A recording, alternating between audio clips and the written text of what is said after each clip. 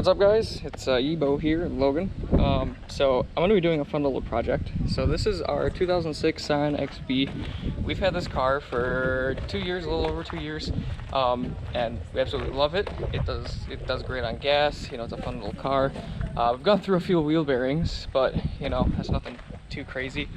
Haven't had any major issues with it at all. And this car is automatic, and it's been a big thought in the back of my head. You know, I'd like to find a wrecked XB and one that's manual and take everything from the manual and put it on here and make this car a manual XB. Doing research on it is very hard. I've looked at forums, Facebook. I can't find anybody who's done it and has done a write-up. I can't find, you know, any pictures or anything like that. So I'm just gonna go ahead and basically do it. I ended up getting a donor car, which I'll show later. But as you see, you know, you have the automatic shifter, the automatic display up here, so it has the park, reverse, neutral, drive, second, and low. And then you're gonna have the automatic ECU, the automatic transmission, and then the automatic pedal assembly. So this is the donor car, so this is the manual transmission car. I can kind of show. This car is very rusty. If you look at the side skirts, or the rocker panel, sorry, there's no side skirts on it right now. Super rusty. The driver's side did have a side skirt. The passenger side didn't when I bought the car. Look at this side, you can see that there's nothing left of the rocker panel. So this chassis is, you know, not very safe. The Blue XB has some rust, but it's not that bad. Or at least, I don't know if it's that bad. But this car has a bad engine.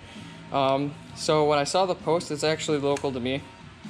And they just said, you know, it ran and drive great, but cylinder 4 is compromised. You know, the lady was still driving it, actually. She drove it to the store or whatnot a couple times just to see, you know, what's going on with it. Drove it to like Valvoline to have them check it. That's why all these wires are showing. They tried, I don't know if they tried to find like a bad wire or something. Not really sure what they were trying to do here, but that's besides the point. So basically what I did is, before I even, you know, bought the car, in the lady's driveway, actually, I was like, do you mind if I take some tools and just check a couple things? She was like, oh yeah, go ahead. So I just switched the coil packs because she knew it was cylinder 4. They told her it was cylinder 4 because they read the codes, and there was a cylinder 4 misfire. There was an O2 sensor code from a long time ago that didn't come back on, whatever. So what I did is I took the coil pack from cylinder 4, put it in cylinder 3, put the coil pack from cylinder 3, put it in cylinder 4, and then what I would do is I would unplug the coil pack and see if there was a change. So it'd be misfiring, I'd pull the coil pack, and then it didn't change the engine speed or anything. It would still misfire the same. I'd plug it back in, I'd unplug 3, the idle would drop and it would almost die. I'd plug it back in, so I know that it's still a problem with cylinder 4. So I was like, okay, that's no problem. I don't really care about that. I just want the transmission. Drove it around the block. It drove great. Clutch feels good. Transmission shifts good. All that. So then I bought it, drove it to my shop here, and then did a little bit more testing just so I can know what's wrong with it, because I'd like to know what's wrong, you know, if it's viable for rebuild, whatnot. So first thing I did was, you know, read the codes, and I saw that it had misfire in cylinder 4, and then it had that O2 sensor, so I cleared those, ran the car, drove it around the shop area a little while to get the code to come back on, and it came back on. It had that flashing engine light like it was misfiring. Plugged the code reader back in, and we had misfire cylinder number 4. So what I did is I checked for spark, so I have a little spark tester, put that in there, had great spark. I know it was getting fuel because I pulled the plugs before I did anything, and I could smell fuel on the spark plug, so I know it was getting fuel. So it has spark and fuel. The only thing I was missing is compression. So I did a compression test, and cylinder 1 had 130, 130, 140, and 0. So this cylinder is dead. I don't know why it's dead. I don't know if it's a bad head gasket. Don't know if it's rings. My guess is probably rings. But that's enough history with the car. Let's get into the things that I've been kind of like trying to figure out here. So a manual swap is pretty straightforward. Basically, you take the manual transmission, the shifter, the clutch assembly, the master cylinder for the clutch, all that, the ECU, and you put it into the automatic car. You take all the automatic junk out of there. But I haven't been able to find any pictures, you know, referencing where the master cylinder is on here, versus, you know, where it is on the automatic, or if there's a spot for it on the automatic, I should say. And as you can see on the manual, the master cylinder is down here. Let me see if I can kind of shine my light down here.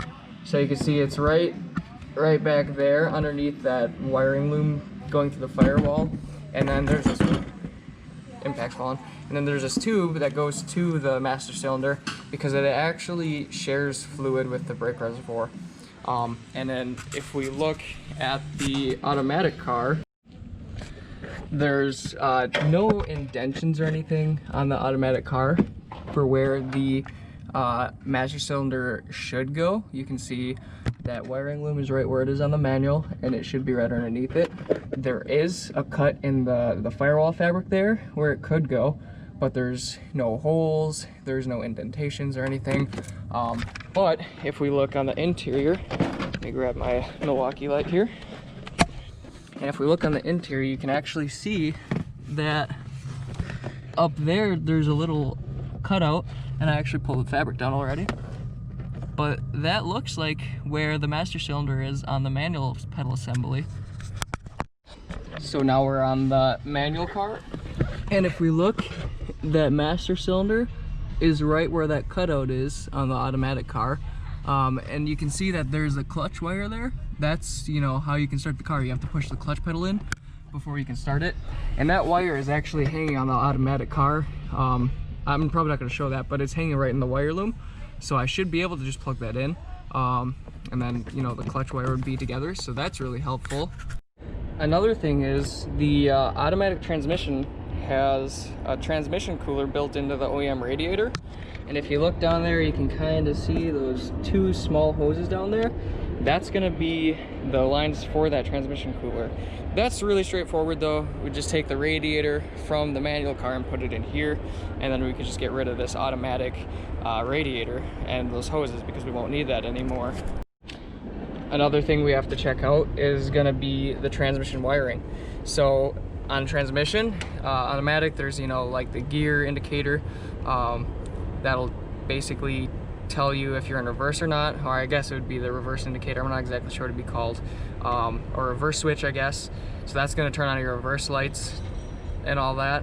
So we're gonna have to see how different that is from the automatic to the manual. I might have to do some rewiring there. I don't have anything apart that far on the manual car just because Gracie actually hasn't driven a whole lot of manual, so she's been driving that to kind of, you know, see how it is. Even though it's running on 3 cylinders, it actually runs pretty damn good, not gonna lie. So we've been driving that around a little bit to get her some practice. We're not gonna tear it apart yet. We have to worry about how the shifter is gonna mount, so I have to take apart the shifter assembly on this car and the other car and then look at the holes to see how everything's gonna line up. I do believe that the manual shifter is just cable driven, so that shouldn't really be an issue because you can kind of drill a hole wherever you need the cables to run. Shouldn't be an issue at all. The other thing is the ECU. We have to make sure the ECUs are gonna, you know, be okay from the manual to the automatic, which I don't even know where the ECU is on this, to be completely honest. I haven't dug into that, but you know, that'll come. But we have to make sure that's gonna switch over. As far as this display, you know, the display should switch over fine. The only thing is it's gonna show that it has 225,000 miles, which isn't ideal, but you know, I'll take it. I'll just, you know, take a picture of how many miles this has now when I do the swap, and then how many miles that tach has, and then you can kind of just adjust. You know, the transmission's gonna have 225,000 miles, but the engine's gonna only have like 160, I think this one has. And then like the boot and stuff, that can all be switched over pretty easily. The brake switch shouldn't need to be switched at all because you need to press the brakes to start the automatic, but since it's going to have a manual ECU, shouldn't have to worry about that. The ignition and all that, I don't think I'll have to worry about that.